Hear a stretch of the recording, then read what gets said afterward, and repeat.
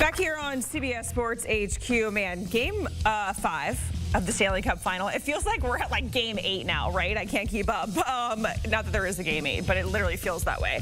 Game 5 is tonight. This series has been absolutely turn for me. We have gone to OT 3 out of the 4 games. So who the heck knows what game 5 is going to entail? In overtime, a double overtime, who knows? Game 4 was a roller coaster. It was all Panthers in the first period, all Oilers in the second. Ultimately, it was Leon Draisaitl with the game-winning goal in Sunrise. Now, the Oilers joined some pretty elite and rare company in the 1919 Montreal Canadiens as the only teams to come back from a 3-goal deficit on the road in the Stanley Cup Final. Game 5, again, as mentioned, is on deck for tonight, and I feel like we're all feeling a little bit nervous. So let's welcome on Pete Blackburn for a preview. Pete, I keep saying it, this series is it's a roller coaster. It is all the things. We get OT in game 1, double OT in game 2, an absolute beating by the Panthers in game 3, and then it feels like, you know, Cats are flying high, up 3-0 in the first period, and the Oilers come back and win it like we've seen them do time and time again in the playoffs. What is it about this Oilers squad, especially compared to last year, that makes it so difficult to contain them for a full 60 minutes? Well, I mean, this team is addicted to the drama. They love it. They love digging themselves a hole. They love proving they can overcome adversity. But when it looks like it did in Game 4, the difference from this year to previous years is the depth of this Oilers team, because you look at what they were able to do in Game 4 in terms of climbing out of that hole, and you got goals from Ryan Nugent-Hopkins, Darnell Nurse, Jake Wallman, Vasily Podkolzin, and then when you need a difference maker, you've got either Connor McDavid or, in Game 4's case, Leon Draisaitl with the final blow.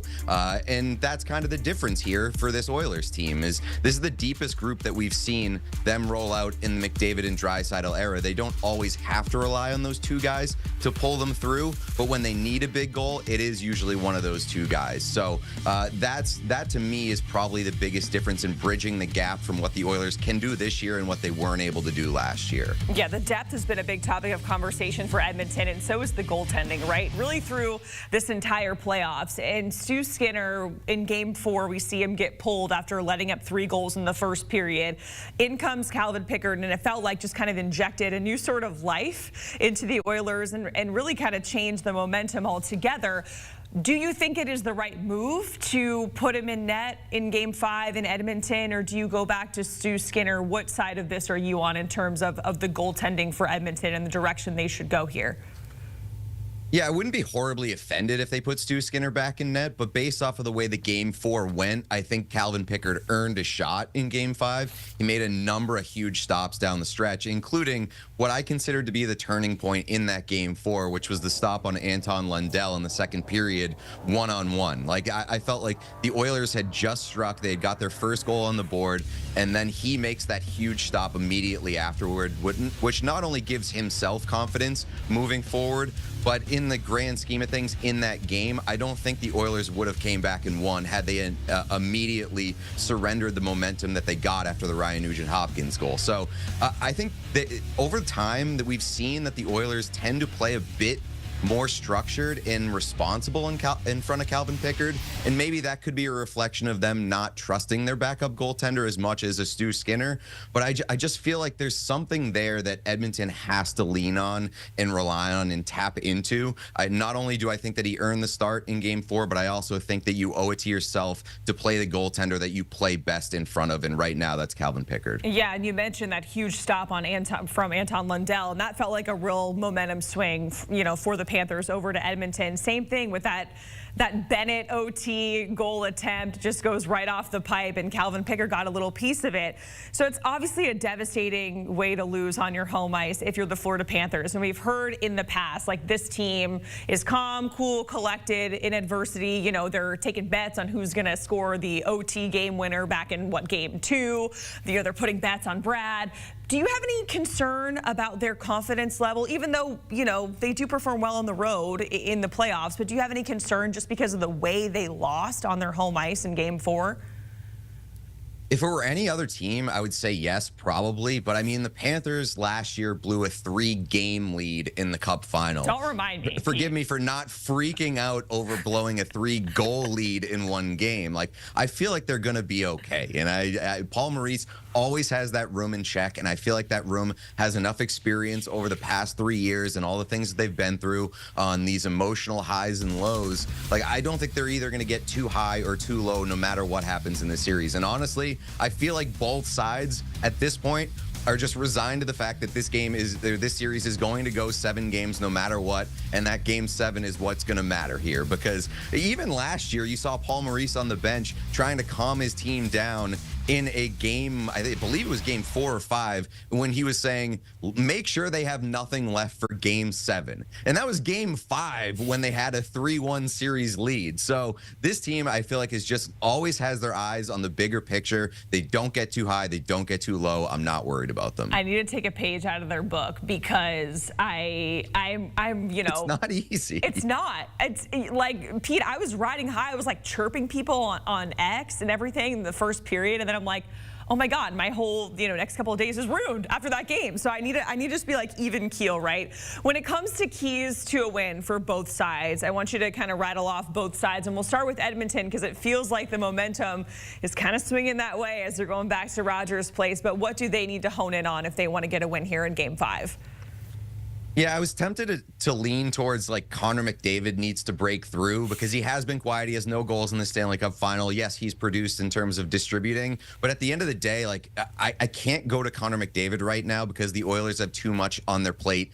Other than that, number one, they need to be way more disciplined, especially to start games. You're looking at the offensive zone penalties, the stick infractions that they get themselves into early in games and give up power play goals, and then they're chasing the game the remainder of the way. That is playing with fire against this Florida Panthers team. Yeah, it worked for them in Game 4, but you can't keep digging yourselves into these holes that you force yourself to climb out of because Florida's too good of a team to allow that to happen and burn them multiple times in a series. So for Edmonton, just first and foremost, be more disciplined, be smarter, have control of your sticks, and do not put yourself in the box and shoot yourself in the foot early in games.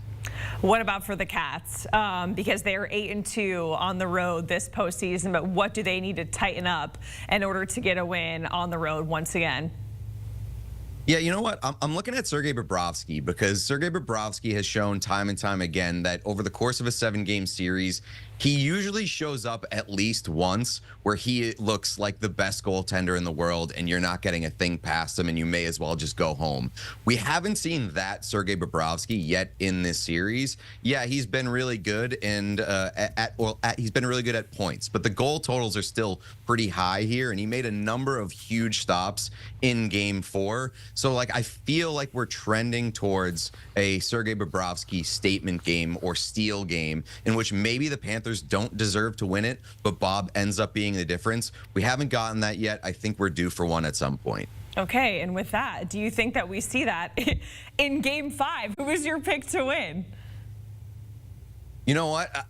I think that we're due to see one. I don't know if it's tonight. Not in Edmonton. I think that Edmonton has a lot of momentum behind them right now, a lot of like renewed belief in that group. They're going to have the home crowd on their side as long as they don't give up a lead early on in games and take the air out of the crowd.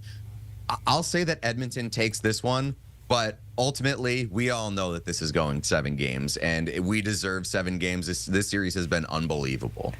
Pete, I've said it once and I'll say it again. 7 games is fun unless it is your team's season on the line, and said 7 games, then it's like panic-inducing. I'm selfish. And all the things. I'm selfish. I know it might kill you. I want the 7 games. I'm sorry. I need it. I can't. I don't need it. Literally, it's not good for my mental health, Pete, but we'll see. And I fear that you're right. I feel like this thing is going to 7 based off of what we've seen already.